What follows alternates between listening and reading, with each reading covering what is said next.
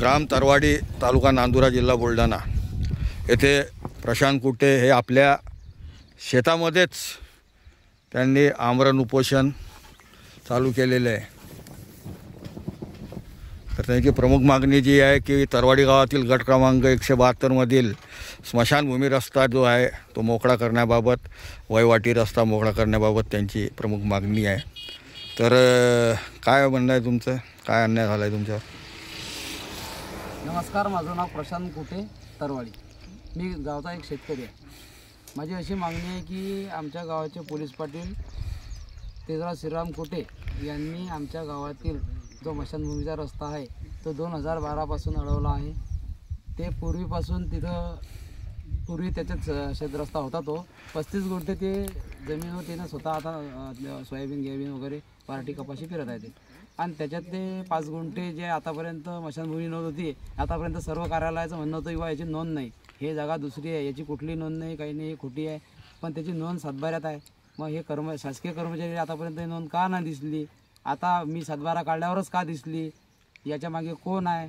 आता याच्यात आमच्या गावाचे ग्रामपंचायतचे सरपंच, प्रभारी, उपसरपंच, आता सध्या सरपंचा कारभाराला द्यायचा, त्यानं बी पुरेपूर याचा फायदा दिला। आमच्या ग्रामपंचायतचे ग्रामसेवक ते म्हणता आमची कोणतीही ग्रामसभा घेणं असली तर आम्हाला सरपंचाला विचारावं लागते, म्हणजे ग्रामसभा घ्यायचा म्हणते कोणता अधिकार आम्हाला नाही। म्हटलं तुम्ही ग्रामसेवक आहे, हा अधिकार तुम्हाला आहे, तेव्हा आम्हाला काही घेणे नाही ग्रामसभेचं, आम्हाला ते सांगतील बॉडी तसंच आम्ही करू।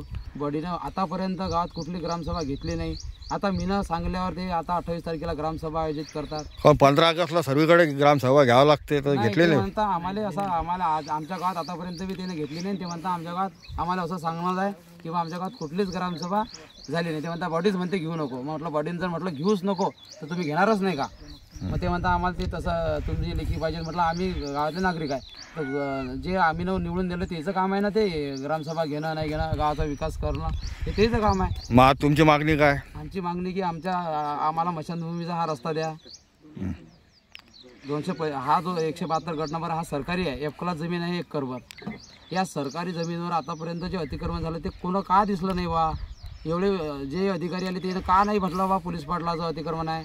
आमच्या गावाचे जे सरपंच आहे गोपाल समजा शेलार, ते SC समाजाचे असल्यामुळे त्याचं अतिक्रमण काढून त्याला सरपंचाहून हे करून टाकलं बेदखल। मग या पोलीस पाटलाचा भाऊ 35 गुंठे जमीन पेरून राहिला, मग याला काऊन पोलीस पाटील पदावर ठेवून राहिलं? याच्यावर कोणाची मेहरबानी आहे? उच्च जातीचा आहे म्हणून मेहरबानी आहे काय? SCचा आहे म्हणून त्याच्यावर तो अन्याय झाला काय?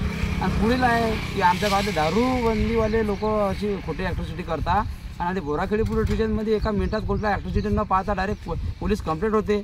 कडू विठोबा कुठे तरवाडीचे एक नागरिक असून त्याच्या डायरेक्ट ते तेरवीला गेले, हजारो लोक तिथं आहे 9:30 वाजता। ते म्हणतात की त्या दिवशी आम्हाला शिव्या दिल्या। आमचे कर्तव्यनिष्ठ ठाणेदार साहेब कुठली चौकशी न करता आमचे बीड जमदार एका मिनिटात लिहून घेतात त्याची ॲट्रॉसिटीचा गुन्हा। याच्यावर कोणाची मेहरबानी आहे काय आहे? या सुप्रसिंग चव्हाण जे आहेत ते का एवढे मैत्रीपूर्ण संबंध आहे? अशी सखोल चौकशी व्हावी म्हणून आपण माननीय तहसीलदार साहेब, माननीय जिल्हाधिकारी साहेब, आमची अशी आहे की बा गृहमंत्र्यांनी या गोष्टीकडे लक्ष द्या, कारण की तहसीलदार हे तर याच्या तहसीलमध्ये याचे बाबू होते, पूर्ण हे याचेच आहेत ना, याचे वडील पुढे तहसीलमध्ये बाबू होते, हे होते, याचं सगळं हे आहे। आम्हाला अशी आमची मागणी आहे की बा या प्रकरणी गृहविभागानं डायरेक्ट लक्ष द्या बाबा, हे प्रकरण खोटा का, हे ॲट्रॉसिटी खरी आहे काय? खरी असली तर डायरेक्ट मला फाशी द्या, मी प्रशांत कुटे शेतकरी आहे, डायरेक्ट फासाला जायला तयार आहे या गोष्टीसाठी। जर हे मागणी खोटी असली तर समोरच्या माणसाले, जो माणूस याच्यात ज्यांना ॲट्रॉसिटी दाखल केली त्या बोराखेडी पोलीस स्टेशनला, त्या सर्वांना कर्तव्यदक्ष असल्यामुळे याला छत्तीसगडला पाठवून द्या।